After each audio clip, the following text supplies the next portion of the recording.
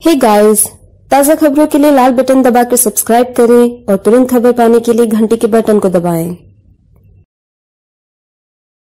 नमस्कार, इंडिया आप तक न्यूज में आपका स्वागत है। मैं हूं आनंद शर्मा। आज आप मनपा की 2020 में एक खास शख्सियत को यहां पर देखेंगे। हमारे साथ आज हैं डॉक्टर राधेश्याम जी चौधरी। कांग्रेस के कार्यकर्ता हैं ये और कांग्रेस के पदाधिकारी भी, लेकिन उससे पहले ये एक जलगांवकर हैं। सोशल मीडिया के जरिए आप सभी ने नाम सुना होगा, जिन्होंने नहीं देखा है आज वो देखें और पहचाने कि डॉक्टर राधेश्याम चौधरी क्या शख्सियत हैं। डॉक्टर साहब, इंडिया अब तक न्यूज में आपका स्वागत है जी। नमस्ते। मनपा का महासंग्राम शुरू हो चुका है। 2020 की मैच जैसा हो गया, क्योंकि ये जो चुनाव है ये समय से पहले करवाया जा रहा है, तो जो हालत है वो 2020 मैच के जैसी ही मानी जाती है जी। सर, आपके नजरिए से ये चुनाव जलगांव के लिए कितना प्रभावशाली रहेगा, किस तरीके का लगता है आपको? आप एक जलगांवकर होने के नाते, कांग्रेस के पदाधिकारी होने के नाते बाद में, लेकिन पहले एक जलगांवकर होने के नाते आप क्या सोचते हैं इस चुनाव के बारे में? सबसे पहले मैं इंडिया आप तक का दिल से शुक्रिया अदा करता हूं कि आपने हमें ये मौका दिया जिसके जरिए हम 5.5 लाख जलगांवकरों से रूबरू हो पा रहे हैं। ये चुनाव जो है एक 5 साल में आने वाला चुनाव है, आम प्रक्रिया के तौर पर चुनाव आया है, पर ये चुनाव की तरफ देखने का जो नजरिया है जलगांव के लोगों का, वो बड़ा अजीब है। एक आम जलगांव का शहरी होने के नाते इस चुनाव में जो भी कुछ पार्टियां हैं जो 30 साल से सत्ता के तख्त पे है, स्थानिक लेवल पे खानदेश विकास आघाड़ी, फिर शिवसेना, कुछ भी माने तो इस शहर के जो 9 बार एमएलए रह चुके वो आदरणीय सुरेश दादा जैन के नेतृत्व वाली एक खानदेश विकास आघाड़ी तथा शिवसेना है। दूसरी पार्टी है जो ग्राम से लेके पार्लियामेंट तक जिनके नुमाइंदे अभी सत्ता में बैठे हैं। इस शहर का विधायक, शहर से जाने वाला सांसद, जिले से मिनिस्टर्स, चीफ मिनिस्टर से लेकर प्रधानमंत्री तक भारतीय जनता पार्टी का है। तो दोनों ये पार्टियां सत्ता में रही है प्रदीर्घ काल से। सत्ता में होने के बावजूद भी जो एक उत्तरदायित्व होता है 5 लाख जलगांव के लोगों के प्रति, वो निभाने में वो विफल रही है, ऐसा मेरा मानना है। इसीलिए 5 लाख जलगांव के लोगों के साथ साथ मेरा भी थोड़ा सा गुस्सा इन सत्ता की गलियारों में बैठे लोगों के लिए है, और हम कोशिश करेंगे कि 5 लाख जो जलगांवकर है उनकी जो भावनाएं हैं, उनकी जो इमोशंस है, उनके दिलों में जो सवाल है, उनके दिलों में जो गुस्सा है, वो हम शेयर करें और सारे लोगों का जो दिलों में गुस्सा और भावनाएं हैं वो इन सत्ता के तख्त में बैठे लोगों तक जाए, ऐसी हमारी कोशिश रहेगी। सर, आज तो ये कैमरा जो है वो भी आपको देखकर ये सोच रहा होगा कि मैं किसी अच्छे व्यक्ति की प्रतिकृति अपने अंदर ले रहा हूं।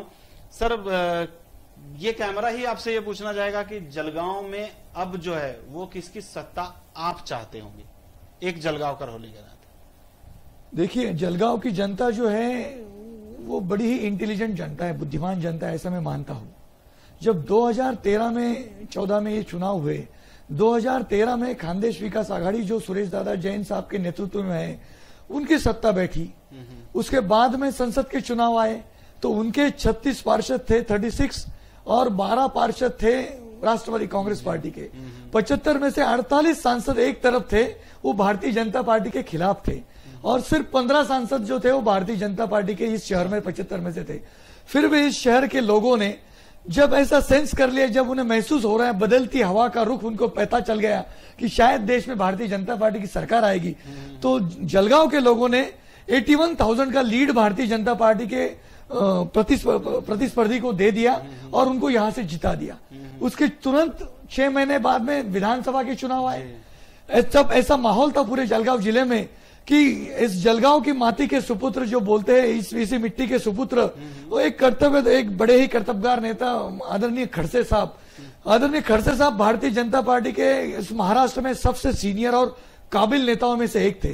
पूरे जलगांव में ऐसा हो गया कि खड़से साहब को चीफ मिनिस्टर का मौका मिलेगा, तो जलगांव की जनता को लगा कि पिछले 30 साल में जो विकास जलगांव शहर में और जिले में नहीं हो पाया, वो विकास का जो बैकलॉग है वो भर के निकलेगा। तो लोगों ने पेट भर के जम करके वोटिंग की भारतीय जनता पार्टी के साथ, और भारतीय जनता पार्टी का जो उनका प्रत्याशी था आमदार राजू मामा भोले, जो एक नगर सेवक थे, 8 दिन पहले युति टूट गई भारत शिवसेना और भाजपा की, और 8 दिन में उनका नाम सामने आया और एकनाथ राव खड़से की बदौलत 44,000 की लीड से जनता ने उन्हें चुन के दिया। क्या सोच के चुन के दिया था कि भाई देश में भारतीय जनता पार्टी का सरकार है, यहाँ पे महाराष्ट्र में भारतीय जनता पार्टी की सरकार आएगी और भारतीय जनता पार्टी का सीनियर मोस्ट नेता एकनाथराव खड़से चीफ मिनिस्टर बनेंगे। ये सोच के जलगांव की जनता ने भारतीय जनता पार्टी को सर आंखों पे लेकर इतना बड़ा बहुमत दिया। और ये देने के बाद में क्या हुआ, 4 साल में शिवसेना खानदेश विकास आघाड़ी, ये तो सिनोनिम्स है, ये बस परछाई है एक दूसरे की, एक छलावा है, ये अलग अलग नाम से है। तो यही शिवसेना भी सत्ता की भागीदार थी, सुरेश दादा जैन भी शिवसेना के बड़े नेता है, उनके नेतृत्व वाली पार्टी महानगर पालिका में है, और खड़से साहब जैसा एक इतना बड़ा जांबाज नेता भारतीय जनता पार्टी का वो लीड कर रहा था। तो इसकी वजह से जलगांव के लोगों की, शहरियों की बहुत बड़ी अपेक्षाएं थी कि सारा 30 साल का बैकलॉग चला जाएगा और जलगांव एक स्मार्ट सिटी बनेगा, जलगांव देश में एक अद्भुत शहर बनेगा, जलगांव में डेवलपमेंट के प्रोजेक्ट्स आएंगे, नए प्रोजेक्ट्स आएंगे, रोजगार आएंगे।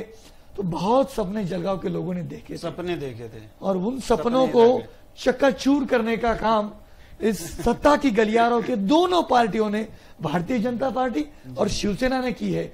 तो मैं समझता हूं भारतीय जनता पार्टी जो 4 साल से देश में और राज्य में सत्ता में बैठी है, और खानदेश विकास आघाड़ी तथा शिवसेना, ये दोनों लोग जलगांव की जनता के बराबर के गुनहगार हैं। सर, अभी चुनाव, मनपा चुनाव आने के पहले शिवसेना और बीजेपी जी, गिरीश महाजन, सुरेश दादा जैन जी, ये लोग मिलके युति कर रहे थे जी। तो आपको लगता है कि ये युति हो जाती या आगे भी भविष्य में होगी तो इसका फायदा जलगांव को होगा? देखिए, ये स्थानिक स्वराज्य संस्था का चुनाव है। स्थानिक स्वराज्य संस्था के चुनाव में एक प्रेसिजन होता है, एक इतिहास होता है। पिछले 20-25 सालों में सुरेश दादा जैन साहब का जो ग्रुप था, उनके खिलाफ जो भी भ्रष्टाचार के मामले आए, जो भी आर्थिक गैर व्यवहार के मामले आए, उन सारे मामलों को अदालत तक पहुंचाना और उनको अंजाम देने का काम एकनाथराव खड़से जी, जो लीडर ऑफ अपोजिशन भी रहे हैं और 20 साल से पिछले यहाँ पे विधायक भी रहे हैं, ऐसा मान लिया भारतीय जनता पार्टी के सबसे बड़े नेता एकनाथ खड़से जी थे, इसमें कोई दो राय नहीं है। 20 साल से वो नगर पालिका में, महानगर पालिका में सुरेश दादा जैन जो सत्ता में थे, उनके ग्रुप के खिलाफ लड़े, और उन्हीं की पार्टी उन्हीं के साथ जब मेल मिलाव करके युति करने की बात करती है, तो एक ये बड़ी अस्वाभाविक युति थी। ये जो मानते हैं कि एक अनैतिक संबंध जिसको कहते हैं, कि ये जो नैतिकता पे आधार से जैसी शादी होती है, बंधन बना है, वैसे जो बंधन राष्ट्रवादी कांग्रेस पार्टी और कांग्रेस पार्टी के बीच में है, दोनों सेक्युलर ताकतें हैं, दोनों केंद्र में, राज्य में सत्ता में 15 साल से रहे हैं, दोनों गली से लेकर दिल्ली तक के चुनाव साथ में लड़े हैं, तो एक विचारधारा मिलती जुलती है। दोनों के नेता जो है वो मिनिस्ट्री में साथ रहे हैं, दोनों के नेता एक दूसरे के साथ काम किए हैं, दोनों की संगठन जो है जमीन से साथ में काम करती आई, तो एक स्वाभाविक सा गठबंधन उनमें है। पर शहर में, जलगांव शहर में जो लोग 20 साल से एक दूसरे के खिलाफ लड़ रहे हैं, आप देखिए, मनीष दादा जैन साहब और स्वर्गीय निखिल खड़से साहब के बीच में विधान परिषद का चुनाव हुआ था, उस चुनाव में कौन किसके खिलाफ लड़ा था? तो इतनी सारी रंजिश इनकी चुनाव में चली, और उसके बावजूद अगर ये दोनों पार्टी साथ में आ जाएंगी, तो मुझे लगता है जनता को मूर्ख बनाने का, और सिर्फ सत्ता के लिए एक संधि साधु अपॉर्चुनिस्टिक अलायंस का उनका एक कोशिश था, और शायद जनता में नहीं, पूरे भारतीय जनता पार्टी के संगठन से इतना असंतोष उठा, इन दोनों को 2-2 कदम पीछे जाना पड़ा। खड़से साहब तो पहले से ही इसके विरोध में थे, युति के तो विरोध में ही थे, इसलिए मनीष जैन और निखिल खड़से जी, स्वर्गीय निखिल खड़से जी का तो मामला वहीं आ जाता है कि खड़से तो ऑलरेडी विरोध में थे इनके। बीजेपी जो है, या बीजेपी के स्थानीय जो यहाँ के नेता हैं, मौका परस्ती कर रहे थे, ऐसा लगता है कि मौका परस्ती थी? बिल्कुल, ये मौका परस्ती थी। देखिए, भारतीय जनता पार्टी को जलगांव के लोगों ने सांसद को 81,000 का लीड दिया, विधायक को 44,000 का लीड दिया। इनकी बदौलत ही जलगांव में जो 6 एमएलए जलगांव जिले में आए, उनमें से तो भारतीय जनता पार्टी को पूरे जिले में और शहर ने बहुत ही जबरदस्त सपोर्ट किया। तो जो अपेक्षाएं लोगों की थी, इतनी सारी बहुमत देने के बाद भी इन्होंने नहीं उनकी पूरी की।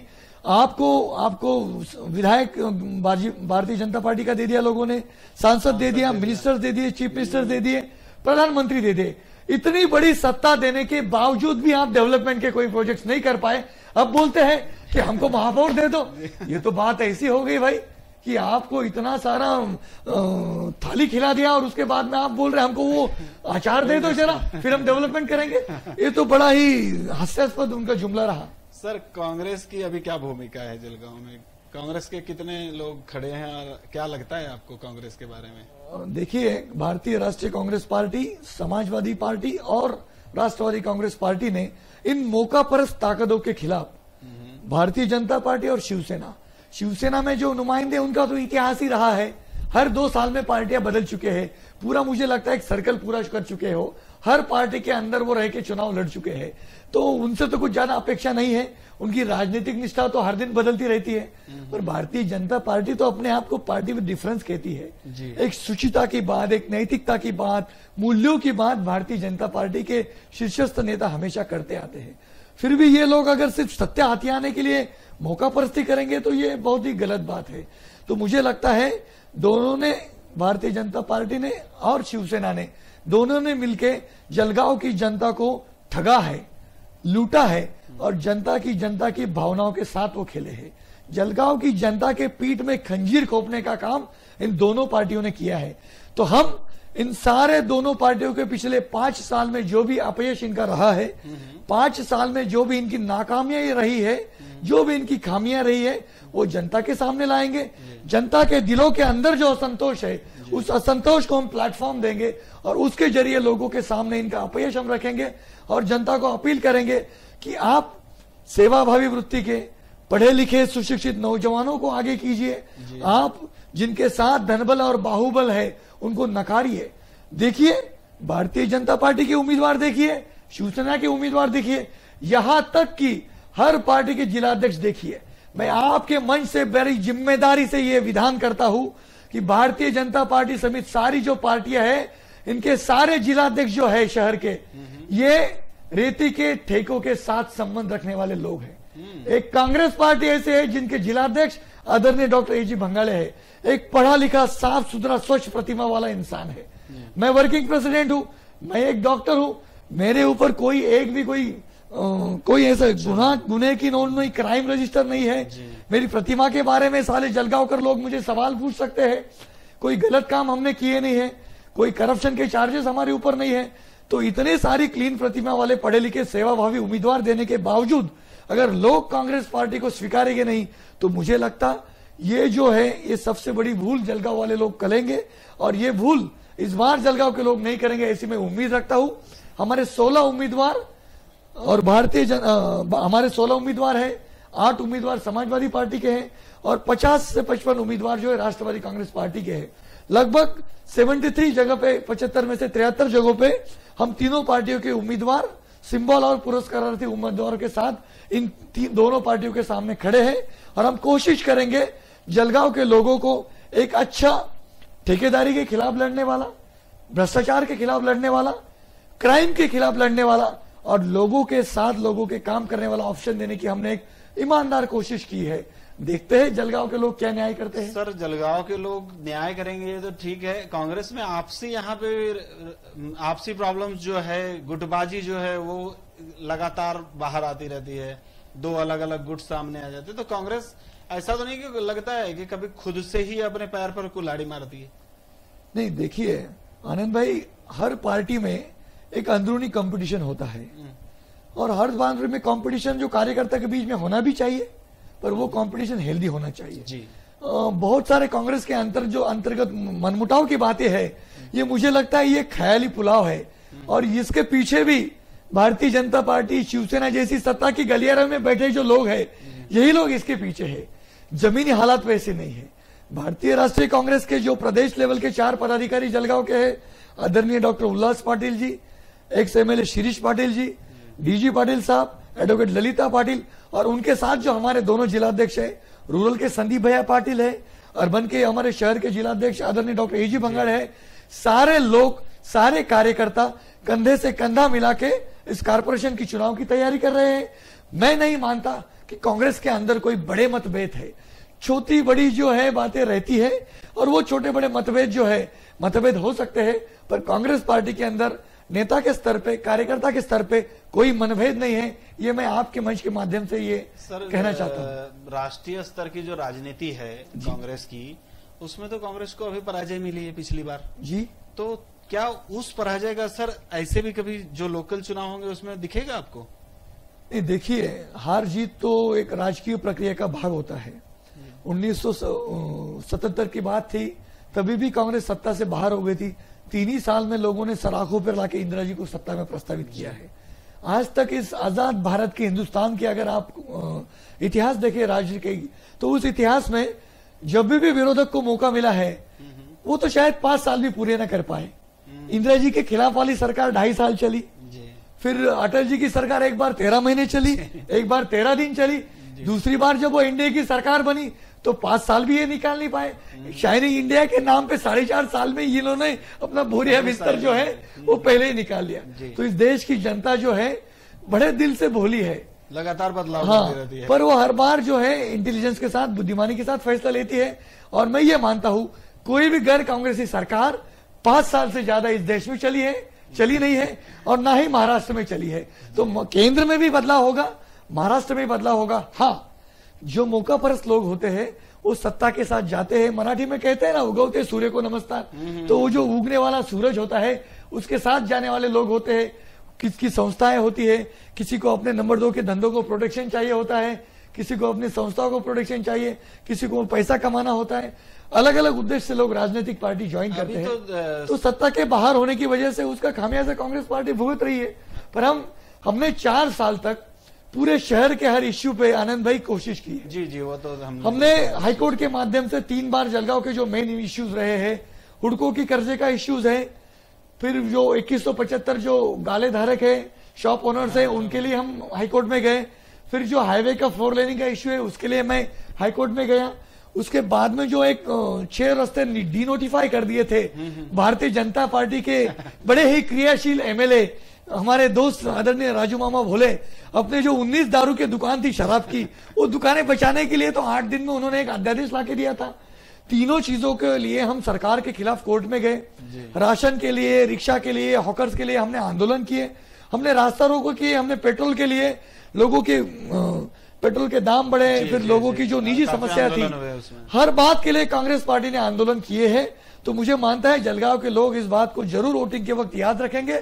कांग्रेस पार्टी हर बार उनके सुख दुख में शामिल रही है, और हर जो जनता के सेंटीमेंट के साथ जुड़ा मुद्दा था, आपको मालूम है सफाई के जो 67 लाख के जो ठेके हैं, इस जलगांव शहर के महानगर पालिका के नगर सेवक जो पार्षद है अपने हस्तकों के सामने ये लूट कर रहे हैं, उनके खिलाफ भी हमने आवाज उठाई थी।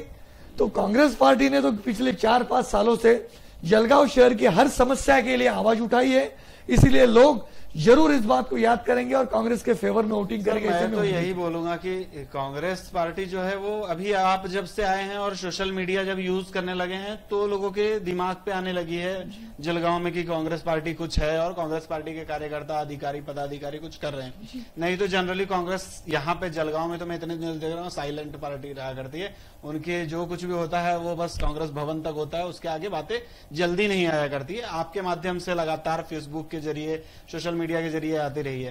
कांग्रेस के बारे में आप जो बोल रहे हैं तो मैं तो ये कहना चाहूंगा सर आपसे कि अभी जलगांव मनपा में जो ये कहा करते हैं कि सुरेश जैन ने विकास नहीं किया, या भाजपा जो है वो बोलती है कि हम साथ मिलकर विकास करेंगे, तो सर क्या भाजपा बिना साथ रहे विकास नहीं कर सकती थी? पिछले कई सालों से अभी मंत्री है, मुख्यमंत्री हैं, यहाँ पे विधायक हैं। आपको क्या लगता है कि जलगांव में जो ठीकरा फोड़ दिया जाता है सुरेश दादा जैन के ऊपर या खानदेश विकास आघाड़ी के ऊपर, ये कितना सही है?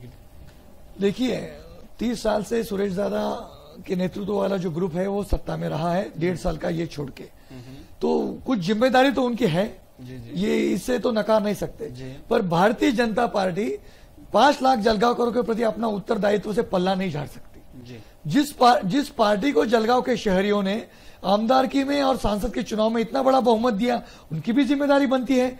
और आनंद भाई, मैं तो यहां तक कहता हूं कि जितना गुनहगार शिवसेना या खानदेश विकास आघाड़ी के लोग हैं, बराबरी की गुनहगार भारतीय जनता पार्टी जलगांव के लोगों की है।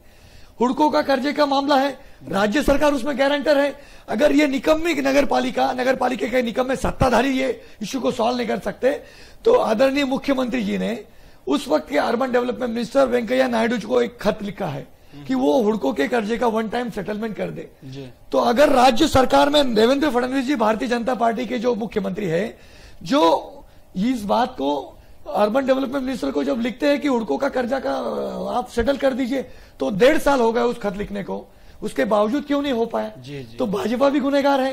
ये जो 2175 जो शॉप ओनर्स का मामला है, ये जो मामला है, इस मामले में भारतीय जनता पार्टी की जो विधायक है, मैं नाम लेकर बोलता हूं, आदरणीय गुरुमुख जगमानी जी थे, उसके बाद में आदरणीय एकनाथराव खड़से जी थे। मुझे मालूम है कि ये 2012 से ये प्रकरण पेंडिंग है। तो 2012 से जो पेंडिंग है, उस वक्त लीडर ऑफ ऑपोजिशन खड़से साहब थे। उस वक्त खड़से साहब के खत पे तत्कालीन मुख्यमंत्री आदरणीय पृथ्वीराज चौहान जी ने इस मामले को स्टे दिया था जी। तो ये जो मामला है, राज्य सरकार का जो महानगर पालिका अधिनियम जो होते हैं, उसको अमेंड करने का अधिकार राज्य सरकार के पास है। अगर उनके एजेंडा में, विधानसभा का एजेंडा आदरणीय राजू मामा भोळे का आप देखिए, उसमें लिखा है, मी सत्तेमध्ये आल्यावर 1 महिन्याच्या आत गाळे धारकांचा प्रश्न सोडवणार, मी सत्तेमध्ये आल्यानंतर लवकरात लवकर समांतर रस्त्याचा प्रश्न सोडवणार। हा हाईवे आहे का ड्रैगन है? ये जो वर्ड थे, ये जो जबान थी, ये जो शब्द थे, ये इसे भारतीय जनता पार्टी के नेताओं के थे। इनके जो झूठे आश्वासन थे, उसको भूलकर जलगांव की जनता ने इनको सत्ता में बैठा दिया, पर वही इनका वही हो गया। इनके आश्वासन, इनका जाहिरनामा एक जुमला हो गया। जो भी आदरणीय राजू मामा भोळे ने जलगांव की जनता को कमिट किया था, 2175 गाड़े धारक का प्रश्न पेंडिंग, समांतर रास्ते जो हाईवे के पेंडिंग, शिवाजी नगर का रेलवे उड्डान पुल है, हमने तो 10 बार न्यूज पढ़ ली, सैंक्शन हो गया, सैंक्शन हो गया। अरे भाई, कब काम शुरू होगा? क्या 2, 5, 10 जलगांव के लोगों की जान लेने के बाद ही सरकार को जान आएगी? जी बिल्कुल। तो ये जो है, भारतीय जनता पार्टी पल्ला नहीं झाड़ सकती। जितनी खानदेश विकास आघाड़ी तथा शिवसेना गुनहगार है, उतने ही गुनहगार भारतीय जनता पार्टी है। बल्कि इससे आगे जाकर मैं कहूंगा कि इस 5 साल में हर बार जब भी खानदेश विकास आघाड़ी के नेताओं ने, महापौर ने, मुझे याद है नितिन लड्डा साहब ने कुछ अच्छी कोशिशें की थी, सबको साथ लेके वो महाजन साहब, खड़से साहब को मिले थे कि भाई जलगांव का जो डेडलॉक है डेवलपमेंट का, उसको हम कैसे निकालें। तो मैं तारीफ करूंगा नितिन लड्डा की कि उन्होंने अपने 1-1.25 साल के टेन्योर में कोशिश की, पर उसमें अड़ंगा किसने लाया? यही भारतीय जनता पार्टी। 25 करोड़ रुपए सैंक्शन कर दिए चीफ मिनिस्टर साहब ने। जी। मुझे तो शर्म आती है कि भाई राजू मामा भोळे एक विधायक है, वो अपने वादा खिलाफी कर दी तो कम शर्म की बात है, पर एक मुख्यमंत्री जो अपना वादा 3 साल पहले करके गया, 25 कोटी अभी देता हूं, 6 महीने में 50 कोटी दूंगा, फिर एक और बड़ा मंत्री नंबर 2 माने जाते हैं, खड़से साहब को जब बाजू में बैठा दिया, उसके बाद में ये राइट हैंड बन गए फडणवीस साहब के। ऐसे गिरीश महाजन साहब ये बोलते मैं 100 करोड़ लाऊंगा। अरे भाई, मैं तो ये पूछता हूं कि 25 करोड़ रुपए जो जलगांव की जनता को आप देने वाले थे, 3 साल में तो 25 पैसे नहीं मिले, पर जलगांव की जनता के हक के 5 लाख तो खर्चा हो गया आनंद बिक्चे से। 3 बार प्रस्ताव तैयार हुए, प्रस्ताव बनाने को पैसा लगा, फिर सर्वे हुआ, लोगों की राय लेगी, नगर सेवकों की राय ली, महासभा हुई, फिर एक बार प्रस्ताव बना, वो रिजेक्ट होके आ गया, दूसरी बार बना, वो रिजेक्ट होके आ गया, तीसरी बार बना। ये क्या बात होगी? 25 करोड़ तो दिए नहीं, 25 पैसे दिए नहीं, पर प्रस्ताव को बनाने में 5-7 लाख तो मनपा के और जलगांव के लोगों के जो टैक्स के माध्यम से वो भी खर्चा हो गए। तो मैं तो ऐसा मानता हूं कि इस मुख्यमंत्री पर, इस विधायक पर जलगांव की जनता ने एक नुकसान भरपाई का दावा ठोकना चाहिए कि जो सरकार, जो विधायक और जो मुख्यमंत्री वादा दे तो करता है जनता के साथ वोटों के लिए, पर जैसे ही सत्ता में आ जाता है वादा भूल जाता है और वादा खिलाफी कर देता है। तो भारतीय जनता पार्टी बड़ी गुनहगार है, ऐसा मैं मानता हूं। शायद इस 1.5-2 सालों में अगर एकनाथराव खड़से इस पोस्ट में रह जाते, मंत्रिमंडल में रहते, तो मुझे लगता है कि कुछ डेडलॉक जलगांव का यहां से निकल सकता था। जी। पर यह बात है कि भारतीय जनता पार्टी ने एक प्रशासन का लंबे अनुभव से रहा जो मिनिस्टर था, जो चीफ मिनिस्टर का दावेदार भी रहा था, उनको बाजू में करने की वजह से मुझे लगता है उनका खामियाजा भाजपा ने तो भुगता होगा, पर जलगांव की जनता ने भी भुगता है, ऐसी मेरी निजी राय है। सर, एक आखिरी प्रश्न ये है कि आप इतने आक्रोश में और जोश में हैं, आप चुनाव क्यों नहीं लड़े? सवाल ऐसा था कि एक भारतीय राष्ट्रीय कांग्रेस पार्टी का सैनिक होने के नाते जब पूरे शहर में चुनाव की देखभाली करनी है, सारे उम्मीदवारों का कैंपेन तय करना है, मेमोरेंडम बनाना है, कैंपेन चलाना है और पूरे शहर को जान सके, इस हिसाब से जो 5 साल से हम ग्राउंड वर्क कर रहे थे, इस शहर के हर गली गली, हर चप्पे में हम जा रहे थे, तो उसके हिसाब से शहर का जो कैंपेन था वो यूनिफाई करने के लिए, वो कोऑर्डिनेट करने के लिए मेरी जो हाईकमांड थी, मेरे जो श्रेष्ठी थे, उनकी सारों की ऐसी इच्छा थी कि भाई आप सारी जो ये देखभाल है, हमारे लोकप्रिय नेता आदरणीय अर्जुन दादा भंगाड़े के नेतृत्व में हम चुनाव लड़ रहे हैं, पर एक उनको सपोर्ट देने के लिए सारे चुनाव की प्रक्रिया जो उसको कोऑर्डिनेट करने के लिए एक होनहार, एक युवा साथी चाहिए था। तो वो जिम्मेदारी पार्टी ने मुझे दी है और मैं एक निष्ठा के साथ जो भी आदेश मेरी पार्टी मुझे करती है उस आदेश का पालन करना एक सैनिक का काम होता है। मैं सवाल तो नहीं पूछ सकता मेरे कमांडर को, मेरे शीर्षस्थ नेताओं ने जो मुझे जिम्मेदारी दी है, मैं बड़ी ईमानदारी से कोशिश करूंगा कि अकेला राधेश्याम चौधरी चुन के जाए ऐसा नहीं, मेरे कांग्रेस पार्टी के, मेरे साथी समाजवादी और राष्ट्रवादी पार्टी के मिलकर इतने लोग चुन के जाए कि जिनके सिवा इस शहर का महापौर ही ना तय हो। तो सिर्फ मुझे अकेले के चुनाव लड़के जीतने में इंटरेस्ट नहीं था, मेरी पार्टी के हौसले बुलंद करके मेरी पार्टी के कुछ नुमाइंदों को वहां पहुंचाना, ये मेरा ध्येय था और उस पर हम काम कर रहे हैं। और उस तरह से मैं ईश्वर से भी प्रार्थना करता हूं, जलगांव की जनता को भी प्रार्थना करता हूं कि जो हमने तय किया है, जो हमने निश्चय किया है कि एक धर्मनिरपेक्ष ताकत है जो जलगांव शहर को एक शहरी विश्वास कर सके, ऐसा एक ऑप्शन दे पाए, वो ऑप्शन हमने देने की कोशिश की है। क्या हो गया है कि नाम की तो महानगर पालिका में अलग अलग पार्टी होती है, पर एक सिंडिकेट महानगर पालिका को कंट्रोल करता है, ऐसा मेरा मानना है। महानगर पालिका में एक बहुपक्षीय लोग है, एक 10-20 लोग ऐसे हैं कि जो बराबर आपस में ठेके बांटते हैं, रास्ते के ठेके, सफाई के ठेके, और एक सिंडिकेट है जो बिल्डर लॉबी है वो भी सक्रिय है। तो ये सब मिलके क्या करते हैं, चुनाव तो अलग अलग पार्टी से लड़ते हैं, पर मौका परिस्थिति से अंदर आ जाते हैं। एक बार अंदर आ गए, आपने देखा होगा, बराबर सबकी युति हो जाती है। पिछली बार खानदेश विकास आघाड़ी को 33 सीट्स मिले, फिर कौन आया, जनक्रांति, फिर कौन गया ये तो आप जानते हैं, मनसे गया, फिर और कौन गया आप सब जानते हैं। भाजपा को छोड़ के और कांग्रेस को छोड़ के सारे लोग सत्ता में शामिल थे। तो ये जो एक कॉकस है, पूरी जलगांव की जनता को गुमराह करने वाला एक सिंडिकेट है। अलग अलग पार्टी से चुनाव चढ़ते हैं, ये अंदर से एक ही है, पर ये एक जो है लूटखोरी करने की, लूटमारी करने की, जलगांव की जनता को मूर्ख बनाने की एक जो टेंडेंसी है, उसको जलगांव के लोगों को हराना है। इसीलिए ये सारे लोग जो ठेके में, रेती में, अरे आपको क्या बताओ, एलम के आप आरटीआई के माध्यम से हमने कुछ डॉक्यूमेंट्स निकाले, एक जगह पे अगर 3,500 का लॉट है तो वही एलम की कीमत 7,500 है। चीज एक ही है, 2 महीने में उसकी कीमत दुगुना दिखाई है। जिस दुकानों से खरीदी की गई है जल शुद्धिकरण के लिए एलम, उसकी भी जो खरीदार वो दुकान है वो जगह पे मिल ही नहीं रहा है, फोन मिला तो फोन नहीं लग रहा है। तो जिस तरीके से इन लोगों ने जलगांव को लूटा है, तो उस लूट को जलगांव के लोगों ने पहचानना चाहिए और वो जिम्मेदार लोगों को सत्ता से बाहर निकालना चाहिए। क्योंकि क्या हो गया है कि हर चीज में ठेकेदारी पनप रही है जलगांव शहर में। जलगांव शहर महानगर पालिका के जो 500 करोड़ का कर्जा है, इसके पीछे जो मेन रीजन है उसके अगर आप तहकीकात करें तो एक आर्थिक दुर्व्यवहार या गैर व्यवहार है, दूसरी ठेकेदारी है, ठेके रास्ते के हैं, फिर नालियों के हैं, रोड्स के हैं, सफाई के हैं। तीसरी बात है हर चीज में भ्रष्टाचार, सर्विस जो है सेवा देते हैं उसमें भी भ्रष्टाचार है। तो भ्रष्टाचार, ठेकेदारी, और एक बड़ा मसला था कि जो बहुत सारे नगर सेवक थे, अपने नजदीक के लोग, अपने रिश्तेदार, वो पेरोल पे रहते थे, मतलब महानगर पालिका के कर्मचारी करते थे। निम्बालकर साहब जो कमिश्नर थे महानगर पालिका के, उन्होंने 70 से ज्यादा लोग जिनका सिर्फ नाम है, पगार जा रहा है, वो काम ही नहीं कर रहे, उन्होंने ढूंढ के उनको सस्पेंड किया। तो ये 3-4 चीजें प्रमुख तरीके से महानगर पालिका को 450 करोड़ के कर्जे में ढकेलने को जिम्मेदार है। तो हम कोशिश करेंगे जो जो लोग इन धंधों में लिप्त है उन लोगों का भांडा फोड़ने की कोशिश करेंगे कैंपेन में, ताकि जलगांव के लोग इनकी असलियत पहचान सके और अच्छे लोगों को मौका दे। और इसी तरह से हमने कांग्रेस पार्टी ने शुरुआत भी की है। एक ये हमने शपथ पत्र हमारे उम्मीदवारों से लिया है। इस शपथ पत्र में हमारे जो उम्मीदवार है, 16 उम्मीदवार कॉन्टेस्ट कर रहे, उनसे हमने एक बात लिखवा ली है कि हम लोगों को साक्षी मान के, हाजिर नाजिर मान के ये प्रतिज्ञा लेते हैं कि अगर हम पार्षद चुन के आए तो महानगर पालिका में हम या हमारा कोई भी रिलेटिव कोई भी ठेका और टेंडर नहीं लेंगे। हमारा कोई भी रिलेटिव ऐसा हम वहां पे रिकमेंड नहीं करेंगे जिसको नौकरी दी जाए, या पहले नौकरी में है तो फुकट का बिना काम का पगार नहीं लेगा। मेरे से संबंधित कोई भी संस्था महानगर पालिका कोई अनुदान मांगेगी नहीं, कोई ओपन स्पेस मांगेगी नहीं, खुला भूखंड भी नहीं मांगेगी।